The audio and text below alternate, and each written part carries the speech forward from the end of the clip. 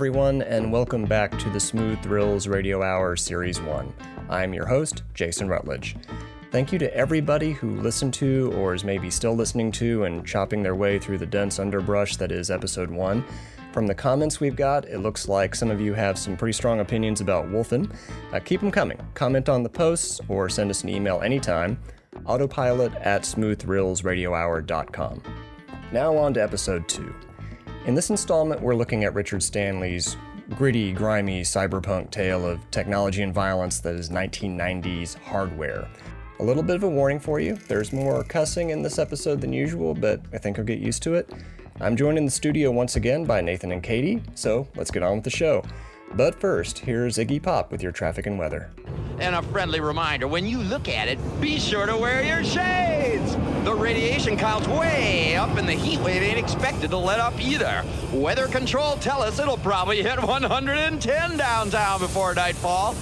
As for the good news, there is no fucking good news! So let's rock with one of our golden oldies! Ow!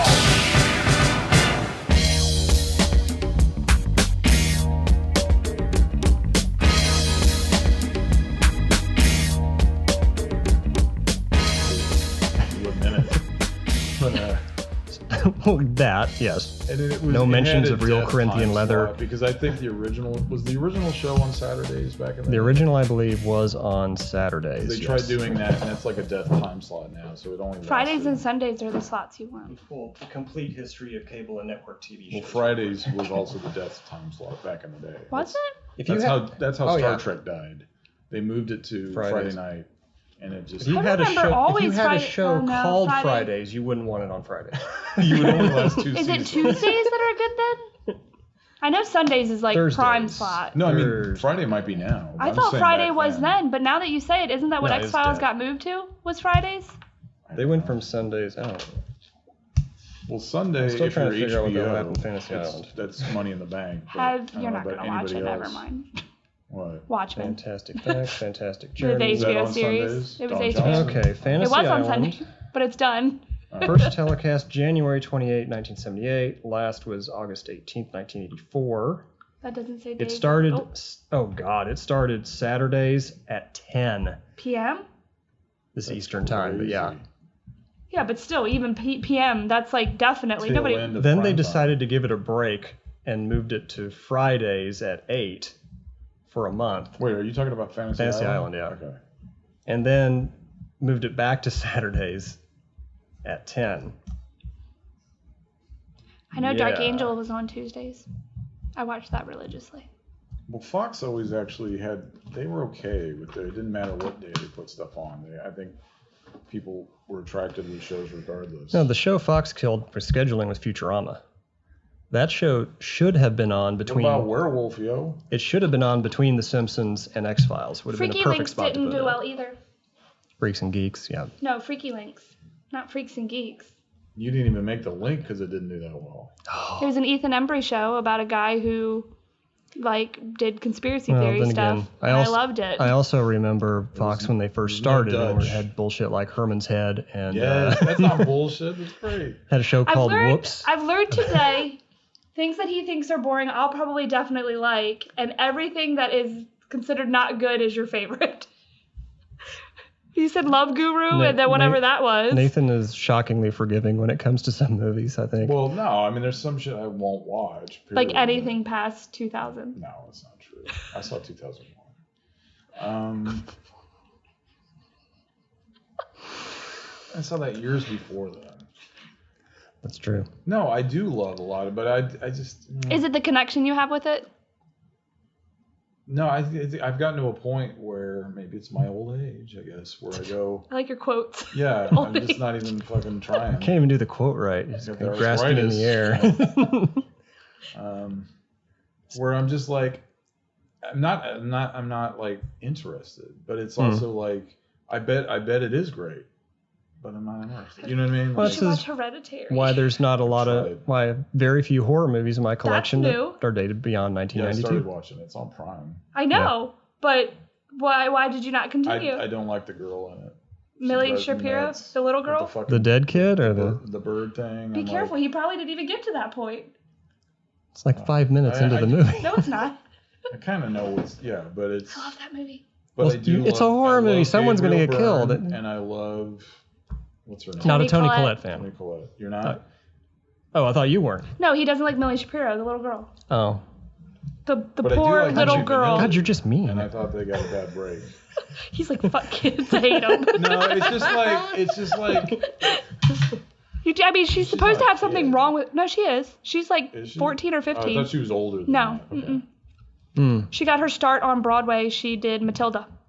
Okay, that makes sense. Okay. This was her first film. Stop that. Well, sorry. I don't know. I'm not liking it. I just Have you haven't seen it? finished it. What, Hereditary? Yeah. I love her. I've seen Hereditary. Love it, love it. Orangutan? Yes.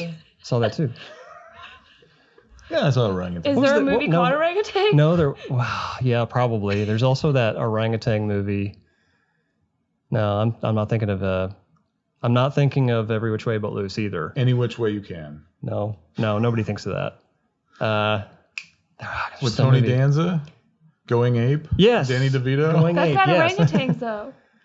Because that was really big on HBO at the same time as the Peter Falk kangaroo movie, where they have the boxing kangaroo. Isn't that Matilda? Yeah, I think it is called Yeah, Matilda. Yeah. Oh, but not the Elliot same Gould, Matilda. right? Of course, Elliot Gould. He was in everything. He did everything back then. Him, Ned Beatty, and Louis Gossett long- as Jr. long were as in they every get movie paid. made for a period of time. He was in Fred Williamson movie. Mean Johnny Barrows. Well, so was Roddy McDowell. I'm like, what? Anyway.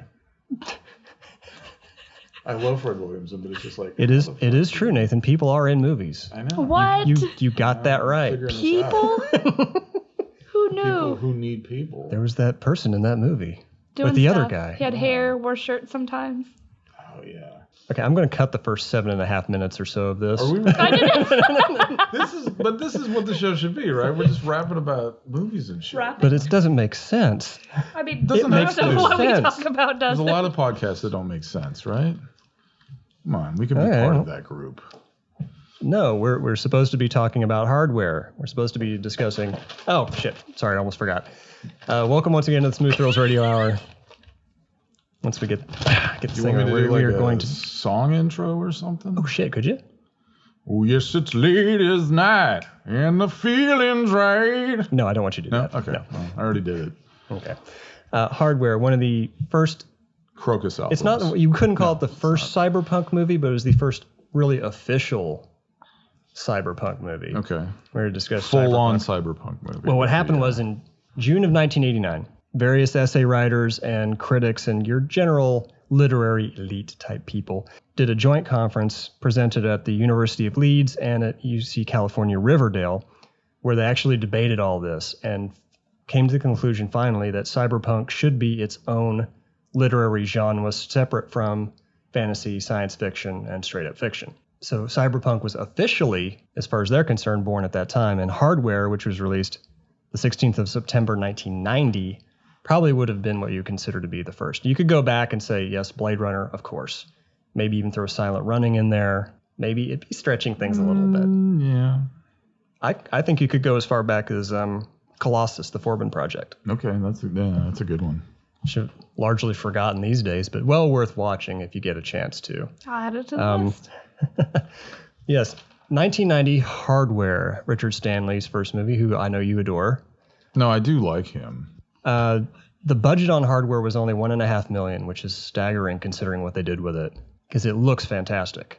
The art direction on this is spot on. I mean, they must have gone to every junk store within 3 counties and just bought everything and stuck it into the set because it's just jammed. It ended up doing pretty well. It made $5.8 million in its run. Is an early Miramax release. And just to give you an idea of how good this movie did, all things considered, here's a brief list of what it was up against in movie theaters at the time.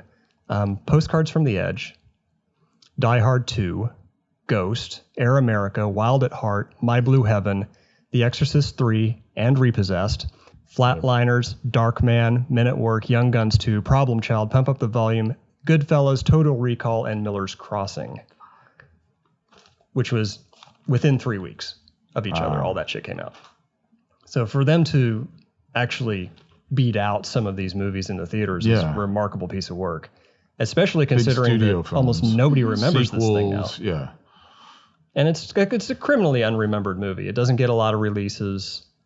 That's true. And when it does, it goes out of print. And, We had that one Blu-ray release years ago.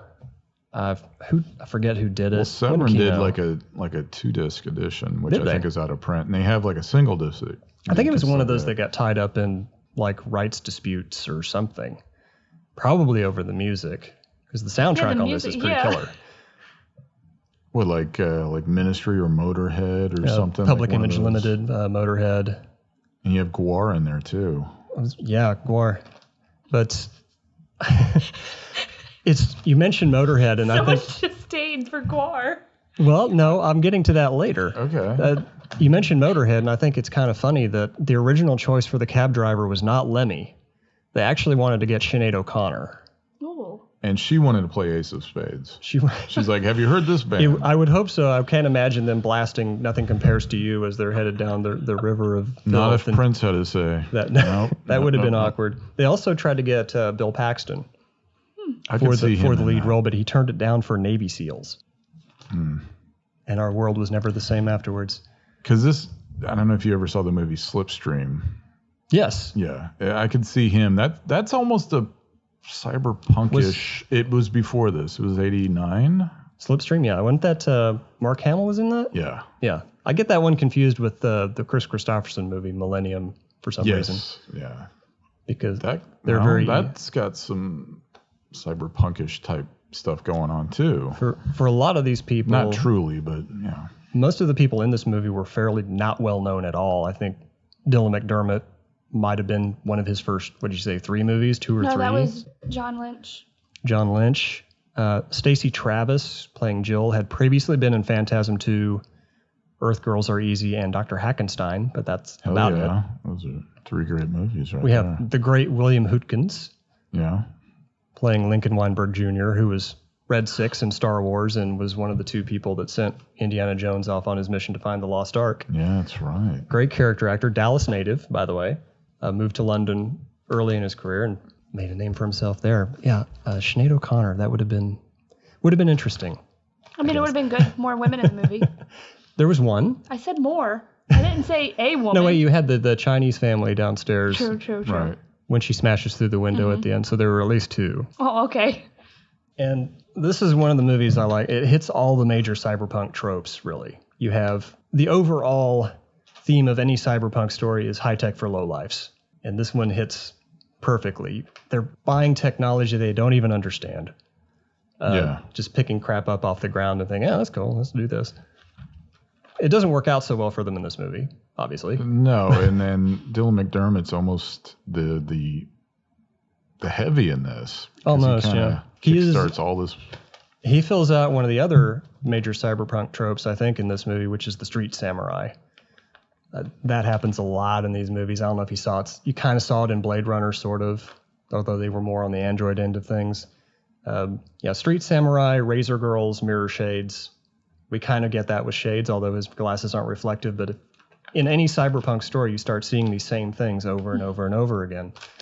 Dusters. Lots of... lot of dusters, yeah. Not Dust Devils yet, but dusters. No, and that's... I can't find a decent release. I don't think there is a decent release of that movie. But nothing is ever going to come out of that. Yeah.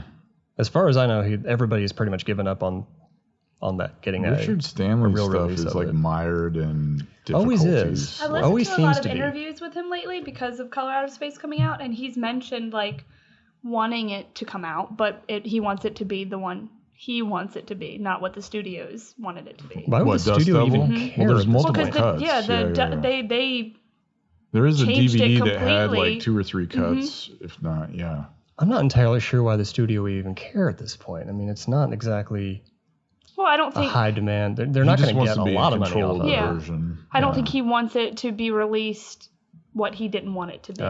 But he also wanted to do a sequel to Hardware. That was, I think it was going to be called Hardware Red Zone. Hey, maybe we'll get it. Supposed to take place on the U.S.-Mexico border and involve armies of giant killer robots or something. And I guess going from 1.5 budget to 5.8 gross just wasn't quite good enough to justify giving the green light to that one. And it became like it did a lot better on home video and certainly. cable. It found its audience on cable. Do you think it would be too late now? For what? To do the sequel? To do a sequel. No, it's never too late to do a sequel. Well, the only reason I say that is because he just got greenlit for 2 more films in the trilogy for Color Out of Space. So this could be the stepping stone for him to do more. To do what he wants to do. Slide his passion project back onto the table. I don't know. His heart might not be into it anymore. I don't know. Yeah, may not. We'll see. Maybe too much time has passed. Who knows? So Hardware starts off, we know that civilization has suffered some kind of catastrophe. There's some kind of war still going on, although they're not terribly specific about it. Right. Not that I think they have to be. No, you're just thrown into this world. Well, and they definitely let you know that it's bad when they're talking about the events from the night before and 597 people died. So you know that it's not good, like, at all. Well, we have our luxuries. They've got their lactoplasm, whatever that is. TV still exists. Guar is still around. They survived. Although many, many cleaning products were evidently a casualty of war, because we don't see anything. No wipes, no vacuum cleaners. Obviously, hygiene is taking a dive. Yeah. But then again, everybody's isolating themselves completely. I don't know. Have you ever seen the movie Split Second with Rutger Hauer? It kind of reminds me, although I think this came after Hardware. I don't believe I've seen that one. It has that dystopian, dirty vibe to it that you're like, and the Hardware definitely fronts that quite a bit. Kind of trace that whole trend of the future is a lot filthier than we think it's going to be, but I would almost go back to Alien. Because that was one of the first sci-fi movies I can think of that really showed you working class. Yeah, everything was glossy up to that point, right. Probably, yeah. Especially, I'll pick on Star Trek too much, but yeah, Star Trek was immaculate compared to Alien. Yeah, because it was just, they're just, working the rig basically in Alien, sure. And it's a job. But are those films considered dystopian, like post-apocalyptic? Where most of your cyberpunk films are... Shit's gone down. I don't know if it's post-apocalyptic, but definitely you don't dystopian. Have that. Yeah. I'd say Star Trek: The Motionless Picture is not necessarily dystopian as much as the future is going to be boring as hell, possibly. But so you had that to look forward to. Because to me, like when you have that turmoil, that's almost where you lose your luxuries in life. Whereas Star Trek is just the future. It's not necessarily stuff went bad. And now this is the future. Right, it's they just maintained, yeah. Like Megaforce. Speaking of Percy's Combine, man. Although that wasn't that futuristic, I don't think. You couldn't count It's a bit futuristic. It's Mad Max style futuristic, maybe. I don't know what year it's supposed to be. I just remember having a fight. It could be like Max Headroom 20 minutes into the future kind of thing. I just remember having a fight with somebody about whether we were going to see Megaforce or Firefox. And you're like, it's deeds, not words. Because Firefox came out the same weekend. So. But anyway. Both are great. No, we'd lost all hope for the future by the time Hardware was produced. Yeah. We're all assuming that this is where everything is going. Well, there is definitely that disconnect. Where if it's just a future film, or it's the future after something bad has happened. You could say this is going to be the future for most of us. Someone else might have a better time of it, perhaps. Well, there's like really dystopian fare prior to that. They kind of set the tone. I think. What do you think? Quiet Earth. Oh yeah. Oh, that's going way back. It's like 85. Was it? Yeah. 84, 85. Why do I think that was the 70s? You're probably thinking of that Paul Newman movie. What's the name of that one? Paul Newman did a dystopian sci-fi movie, Rollerball. It has a similar title. Cut next. Okay. I don't know. I don't know what it is either. But yeah, no, that's like sets forth the tone, and Blade Runner has a lot to do with it too, with the dystopian. Blade Runner, I think, would be in the middle because you still have your luxuries some, but it is still after but you have a culture bad system. Yeah, it's still it kind of like bridges the gap between Star Trek and Hardware. Well, I kind of like the way William Gibson put it, the guy who wrote Neuromancer and Mona Lisa Overdrive, one of the founding fathers of cyberpunk. He always said, the future is here, it's just not evenly distributed. I think he said that. If he didn't, I'll cut this part. It kind of makes sense here. Someone in the world of Hardware might be doing okay. No one in this movie is doing okay. Yeah, they definitely don't show us the good side of it. It's hard to tell what they even do. We know Iggy that Pop seems to be doing okay. Yeah. He's having a great time. He might be an AI. We don't ever see the guy, but he's there. We know that Jill does sculpture for somebody. I don't know how she's going to get any of that stuff out of her apartment and shipped, but whatever. It's kind of like that TV mountain in The Squeeze Michael Keaton was doing. Oh, yeah. Yeah. That's probably the only time you'll get a Squeeze reference. Anyway. I would hope so. But we have Moses does something for a living, I guess just scavenging. It seems to be what most people do. So I'm assuming that's something. Like, they don't really explain it other than he is part of this, the core. I'm assuming, a group of people. Starship Troopers kind of thing, maybe. Whatever it is, it doesn't pay very well because they're all kind of slumming it throughout this entire thing. They can get drugs easy enough. I mean, Shade spends pretty much the entire movie wasted out of his mind. Yeah. But he kind of makes up for it toward the end. Right? There are some redemption arcs. I mean... Because you think he's not worth a shit at all. Like when Mo calls him, to enlist his help, and he's just... It's like, let me put my trousers on, and he just he just passes out, and you're like, oh, yeah, never mind. But also, one, I guess, bright spot is, and this is something that escaped me the first few times I watched this movie, was that Hardware is a Christmas movie. So is Brazil. There's a lot of, like, dystopian Christmas movies. Yeah. That's a subgenre within a subgenre. Maybe because this will I be love one of my new staples for December. Yeah, I love unconventional Christmas movies that just take place around that time. For example, tying in our whole scavenging Christmas thing, I have a brief clip here from Hardware. It's been a while. Yeah. Yeah.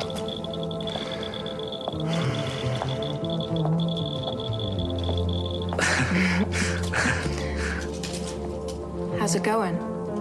Fine. How are you? Pretty good. Got a job customizing these consoles for these up-towners. Welfare checks are coming in. Can't complain. See my new pet? I've been using it for a model, and I woke up this morning and made a web. What'd you feed it? Little bits of soy mince. Sometimes I catch a bug. Sucks them dry. I got something else you like. I've been basing my work more on organic forms, but sometimes by the time I've finished, it's hard to tell. It's like I'm fighting with the metal, and so far the metal's winning. It's very powerful. Thanks, Shades. Jill, I got something for you.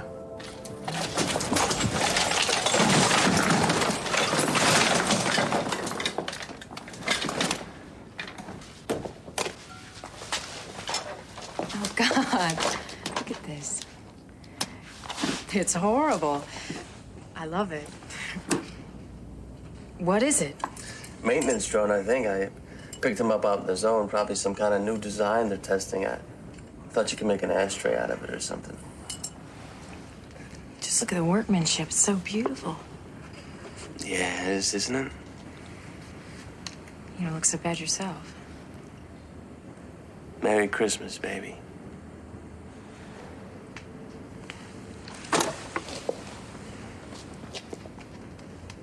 Okay, there's a lot going on in that clip. I get the impression Jill does not like Shades all that much. I get the impression she doesn't like Mo all that much half the time. Right. They have an undescribed She was past. clearly hoping that he would tick much higher on that Geiger counter so she didn't have to let him in. I think Shades is into her, though. I feel like he's just the lonely trope. Like, just gonna latch on to whatever is there. Yeah, that's true. Yeah. And this is kind of like where it goes into Terminator territory. Yeah. Yeah. I feel like I'm fighting the metal, but the metal wins. Right. But also, like, it was one of the machines in the war, potentially, and he just picks an undying up. vibe. Clearly, the Terminator as a movie does not exist in the world of Hardware. Otherwise, you wouldn't be picking up just random war machine things out of the desert and dumping them all over someone's floor. It's kind of never rude. been an issue part. Well, clearly she likes that. Yeah. But they may have never found anything intact like that before. I brought you a giant sack of garbage.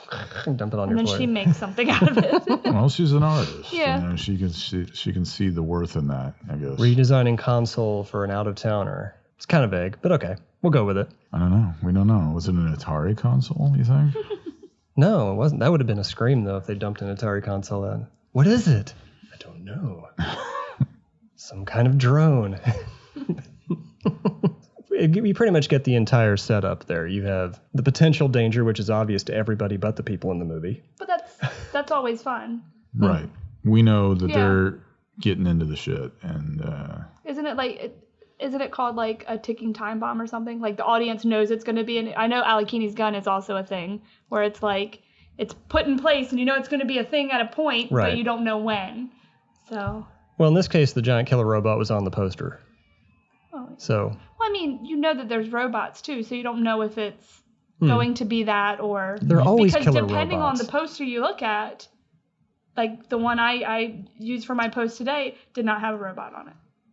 But they're always going to be killer robots. Oh, yeah. Well, yeah, the original poster doesn't really. It's like almost like a crosshair on a gun. The U.S. theatrical poster, that was the VHS, HBO video, and there was also the soundtrack album cover.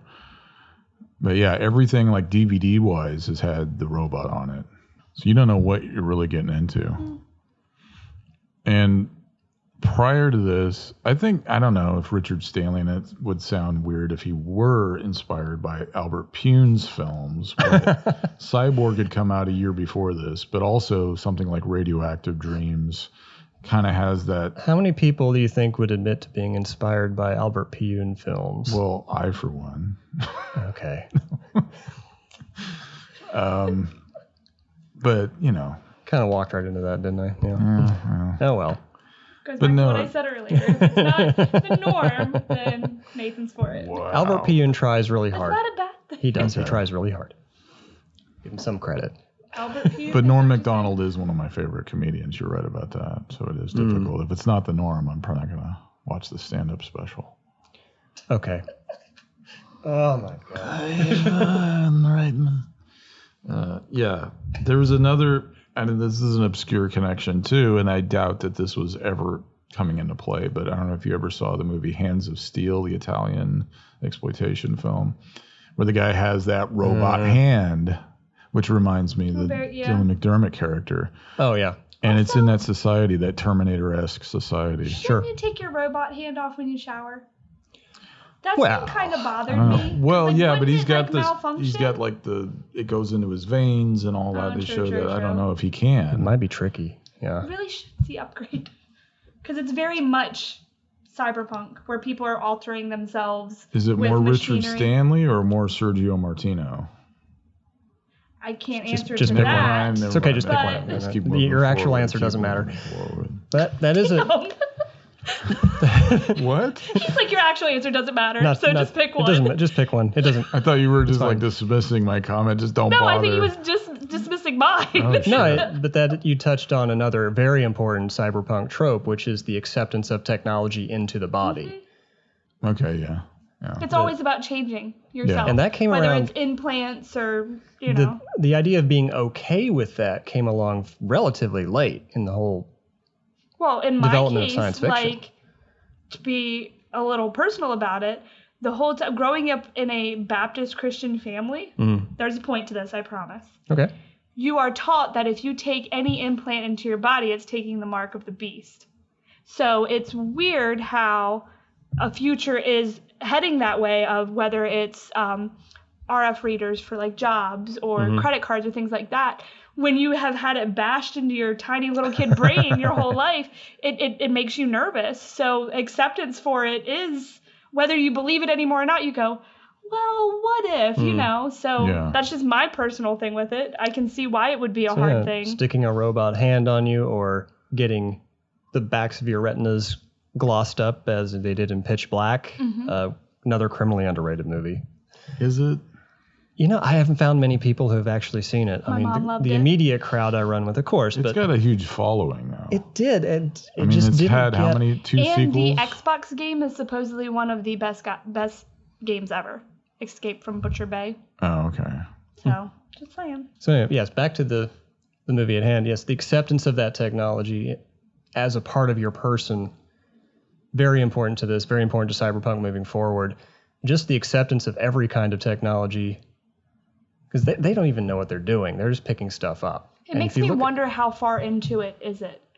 Is it, how do you mean? Like, clearly something happened for them to be living the way they did. Mm-hmm. And you mentioned that they don't even know what they're doing with it. So it makes you wonder, is it early on I would think so. whatever happened? Or is it many years down the road? Or... It strikes me, just given the art direction and the setup of Jill's apartment. You have these massive consoles for security, giant blast doors to your apartment.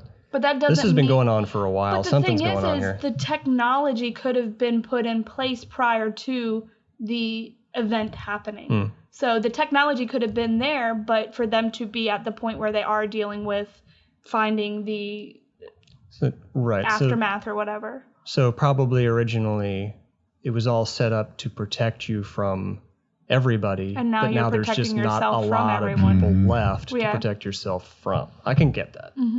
Yeah. But unfortunately, none of Jill's technology protects her from Lincoln Weinberg Jr. Call him That as whole portrayed by the great. scene was weird as hell. Most of his dialogue he wrote himself. Explains a lot. He improvised quite a bit. It is super creepy. So that was the direction. Be creepy in this scene with her. Probably. Honestly, even the scene prior to this I'm hoping one, it wasn't just be yourself. the I think he was hoping it was scene something where like he's be creepy. watching them have sex Oh yeah, was and even he's, weird. Like all for like and the, anal the, and the, yeah. rubber gloves, and then he calls her acting like Mo. Like it's weird. Yeah, I forgot No, about you that, show where kind you of see the eye. And, And wait, he's is got, that like, a the? piece That's of not the paper. poster though. No. It's almost though. I mean, there's no way you can't show a really sweaty guy putting on rubber gloves. I don't know. and I think he creeped out could by pass this. for Dylan And he McDermott. had the really long nails under the glove. It was just all very gross. He does get to do a song and dance number though later in the movie, which I have to point out because it's just an amazing piece of work for Mr. William Hookins. What if I sing? You want me to sing? I don't really care. Just get us out of here. Okay. Oh, we all walk the wibberly wobberly walk, and we all talk the wibberly wobberly talk. Oh, we all wear wibberly wobberly ties, and we look at all the pretty girls with wibbly wobbly eyes. I made that up. Look, I want to make two things very clear to you right now. One, there is no other way out of here. So that means that droid is still in here somewhere. And two, You just want me to leave. I just want you to open the door. Why are you so afraid of me? I'm not afraid of you. Why not? Two, my boyfriend, he's in the Corps. He just got back from the zone. He just went out for a pack of cigarettes. Any second, he's gonna walk through that door, and we don't want him to get the wrong idea. Do we? Check. Good thinking. Okay, this should just about do it.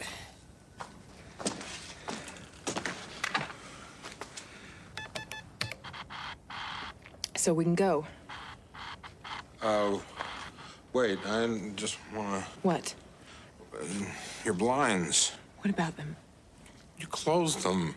I just wanna...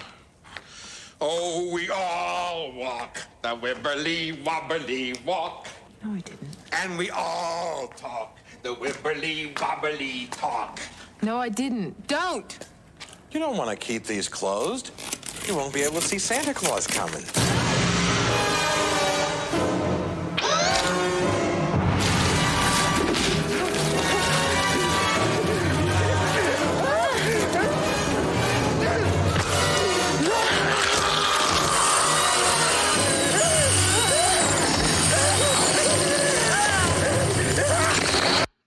Man, Robot really goes after Lincoln there. I don't blame him. Poison injection, the eyeball thing. Maybe the robot is not. He's a feminist. He didn't like the song. He's not a misogynist. I think he was deeply offended by the musical number. That may Hard to have say. been, Yeah. But as far as I know, everything that he did in that entire scene was his idea. Whether it was the nose licking thing or the Speaks song. volumes for him. Well, the robot has that wibberly wobberly walk. does. And so he's offended. I hadn't thought of that, but yeah, the robot kind of is not that great. You infringe on my people. He's not terribly coordinated. No.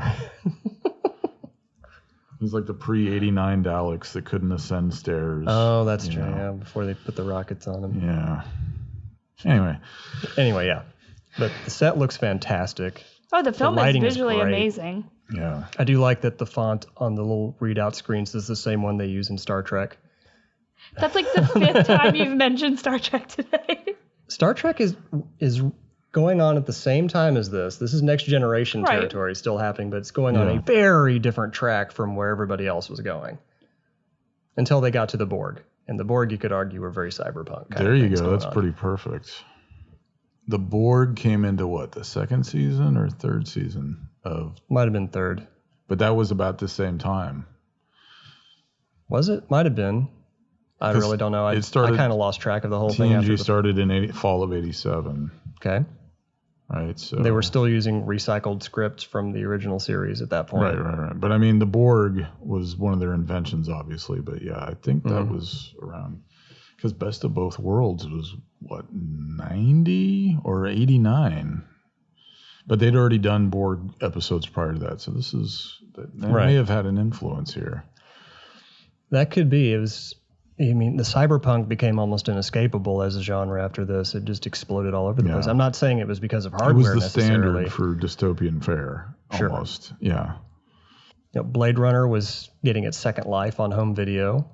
Well, it was about to have its 10th anniversary director's cut re-released in 92. So, yeah, that was perfect timing. One of the, ended up being 5 different releases of Blade Runner we've gotten there's 5 since different then. Cuts, yeah. Well, then again, Close Encounters has like 3 or 4 different cuts. 3 cuts, yeah.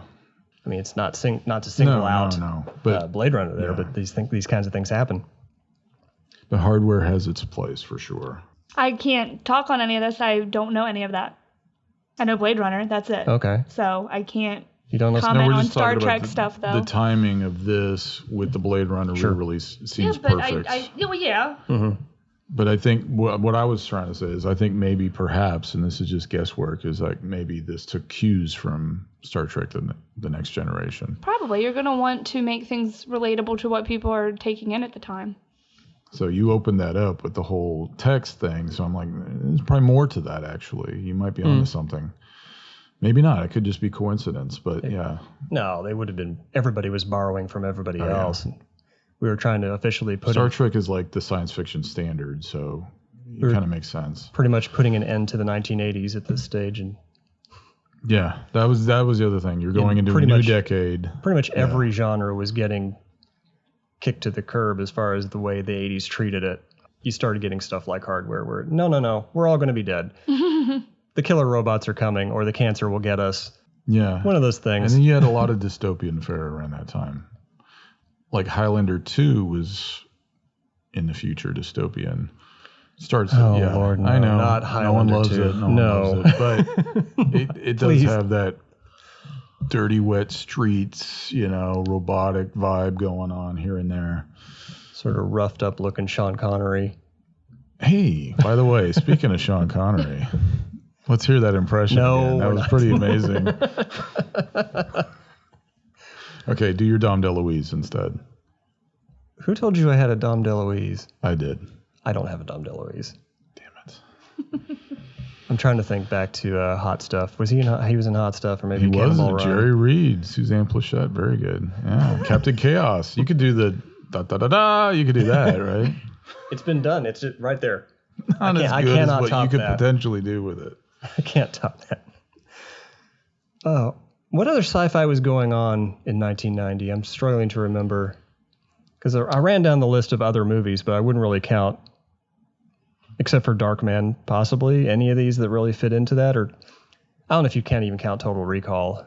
Oh, yeah. I was thinking about that when you said it was in the theater at the time. Mm-hmm. I wouldn't necessarily consider it cyberpunk, but it was definitely science fiction and smidge dystopian even. Oh, yeah. Because definitely. if you're taking these getaways in your mind, clearly you're getting away from something. Right. So, and all is not what it seems. Just more space-based. We do get the androids. You do get some of that in there. Even though we don't even... Are we ever once told if this is set on Earth? You're not. Now that I think about it. That's a good point. They do not mention anything about unless setting. The DJ said something in very brief. I watched it this morning and I don't remember any of that. They mentioned the only geographical location they'd even make reference to is the zone. So no, they don't necessarily. I never took it to be anywhere but Earth. That could be a Coleman Francis reference to Red Zone Cuba. I don't think so. No, I don't think so. Okay. Oh, that would be very interesting if that's what they were going for on that one. Okay. The other thing that did come out this same year was RoboCop 2, which was the sequel to Verhoeven's RoboCop, which is not all that in the future. No, but this is clearly an influence on this, actually. I agree. I just like how you clarified that RoboCop 2 was the sequel to RoboCop. Well, I don't want people confusing it with the bootleg action figures Robert Cop. Yeah. We don't want that. So. And you said it with such conviction too. RoboCop 2, the sequel to RoboCop. Yes. Robert. But Paul Verhoeven having done Total Recall. So that was an extension of RoboCop. So he didn't want to do science fiction to begin with. So it kind of makes sense. I'm glad he did. Yeah, definitely. Well, didn't Starship Troopers come out that was not long after the 92-ish? 7? Was it? 96? Was it that late? For various reasons, my 90s experience is sort of compressed into a singular timeline that makes no sense. Mine is like non-existent because I was a toddler. 97. Oh, well, Sorry. How about that? I just remember going to the movies and seeing the trailer for that and how I was so against it at the time. I like the movie now, but it was just the use of CGI was just too gratuitous. If you didn't get what they were going for, you hated that movie. Oh, yeah, but the social commentary is hilarious. It's a great satire, but I remember that I was sitting behind a guy who was like, how the hell did they do that? Like effects-wise. I'm like, are you fucking kidding me, sir? I've never seen it. So, but is it decent CGI for the time? For the time, it is. Okay. It has shown its age. I'm sure. Yeah, but it was But just... if it's a good enough film that you can watch now and not care how it's aged, then... Yeah, and I have that view now on those films, but at the time there was just this influx of everything CGI-oriented, and it was just overkill. There are things now that it's like, if it's heavy CGI, it's like almost like I just don't. There's it's not CGI. I mean, there are things that date hardware. It's the kind of monitors that are used, the big clackety keyboards. But still, even the effects in it are thank God it doesn't have CGI. Amazing. Yeah, like that's one thing. I've only seen 2 Richard Stanley films now, and both have complete practical effects, and they're just visually stunning. Like that's definitely what he does. Like that would ruin this movie. Oh yeah, and they didn't have the budget for CGI anyway. There's no way. But and it sounds weird that it's very organic, but it is, this movie. You had, like I said, every junk shop in the state must have been dumped into this woman's apartment. She does her own stunts in this movie. Through the window? Does she? Yes, really? She does. I thought she looked a little too big during the window shot. Because I thought about how it didn't really look like her. She might have been padded up or something like that. Like the stunt double and I'm going to get you, sucker. For his mother with the mustache. The motorcycle stunt in Wet Hot American Summer. Oh, there you go. That's some gold right there. But yes, a lot of them had to do their own. And I wouldn't be surprised if some of the actors also held a microphone every once in a while or moved a light stand around too. Well, when you were saying that all the junk shops in the area probably dumped in for this, a lot of it was probably just reused constantly. They would move from this shot and then just move it all over to this shot. I can't imagine having to move all that stuff though. But you do what you got to do. This would be a dream set design gig though. It would be, yeah. I mean, you would just, if you gave that person the budget. Every single shot inside that apartment makes perfect sense for that apartment. Yeah. All of it. The crap out kitchen, even the shower, all of it. It's just a fantastic piece of work. And the story almost is, I don't want to say it's non-existent. It's definitely there. It's not like a full, amazing storyline, but there's not a lot of depth here. It takes a back seat to the atmosphere. And Simon Boswell's score lends a lot to that as well, and it just elevates it. The score is amazing. Yeah, I mean, I could watch this movie and not care what goes on plot-wise. So you're just in that world, and it's just lovely to look at, and the score is amazing, like she said, and even the shower scene, it's like, I don't really want to look at Dylan McDermott personally like that, but it's a fucking beautiful shot, And the music just amps Who it was all the up. cinematographer on this? I will find out. Or who was credited for it? I'm wondering if Stanley himself had didn't do some of it hand in too. I would imagine so. But no, I have no. I really should have looked that up. Figure out what else And this what guy's was- done. Steven Shivers. Never heard of him. But hey, Excellent work. Did he work with Stanley after that? Let's see. well, immediately after this would have been, was Dust Devils after this, or was that was something that after was already this. in the can before Hardware? I don't know if it was. I'm think not sure about that. He did do Dust Devil, and it was in 92. Okay. Okay, so it did come afterwards. He also did Highlander, The Final Dimension. All You just mentioned right. Highlander. The third one, yeah. He did a lot of music videos, which makes sense. Well, that does make sense. Yeah, a lot of people No, did I that. could definitely see in the Final Dimension has this kind of grit to it as well. It's got a gloss grit. And even Michael Bay got his start doing music videos. Yeah. And He's done a advertising. lot of, he did Mr. Brightside by the Killers. Like, he's done a lot of known music videos. Richard Stanley did Mr. Brightside. That is not what I said. No, Steven there's some- Shivers. Shivers, okay. Well, so Stanley did music videos prior to this? Is that He what you're was saying? almost a documentary filmmaker Mm-hmm. working with the BBC. Like he was out in Afghanistan when the real violence started erupting, and wasn't it one member of his film crew ran off and joined the resistance and think just so. dropped his camera and took off, joined the resistance against the Russians. He hasn't had a lot of good luck with his crews keeping Yeah. things together over the years. But he did the documentary in Haiti about voodoo. I believe it's called Underworld, the whole thing in the monastery. The Other World? Otherworld, yes. Then based on all that, I think he talked somebody into letting him do Hardware. Then Dust Devils, and then of course the now infamous Island of Dr. Moreau. Debacle. Yeah.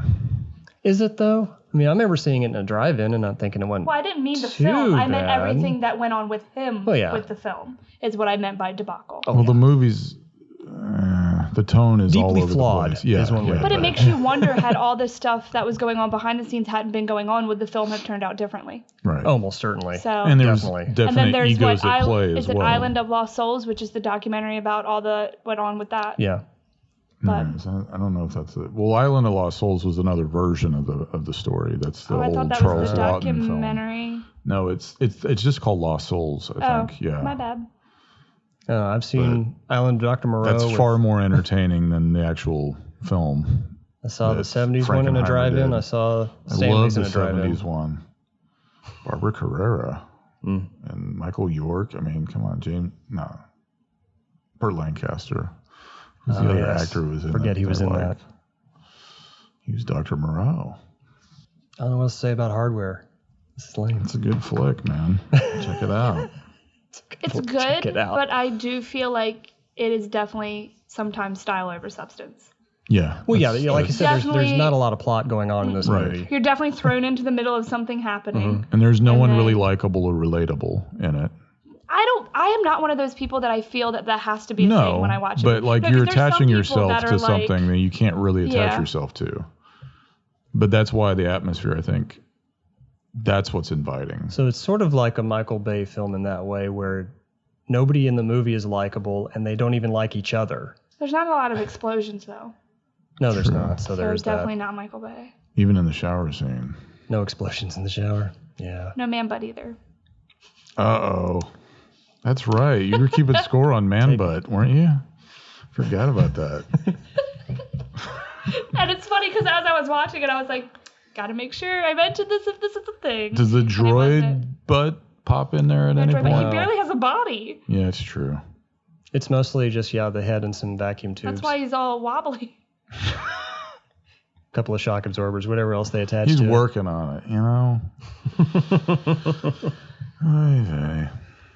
It's a good watch. It's not like I watched it and went, damn, there goes an hour and a half of my life. Although it did. Yeah, But in a good not, way. But yeah. Well spent. Would you Nothing's recommend worse this? than- oh, yeah. If somebody's saying, I'm into Cyberpunk, I want to see more of this kind of stuff. I actually tweeted somebody about it to see if they've seen it because they're very much into Mm-hmm. cyberpunk stuff. So And did they dig it? they have not responded yet. Oh, no. Okay. On the fence. The about robots got him. it. Could be. That's what it is. Robots got him. And on that note, it's time to end. Thank you all for listening to this another action-packed episode of the Smooth Throws Already Hour.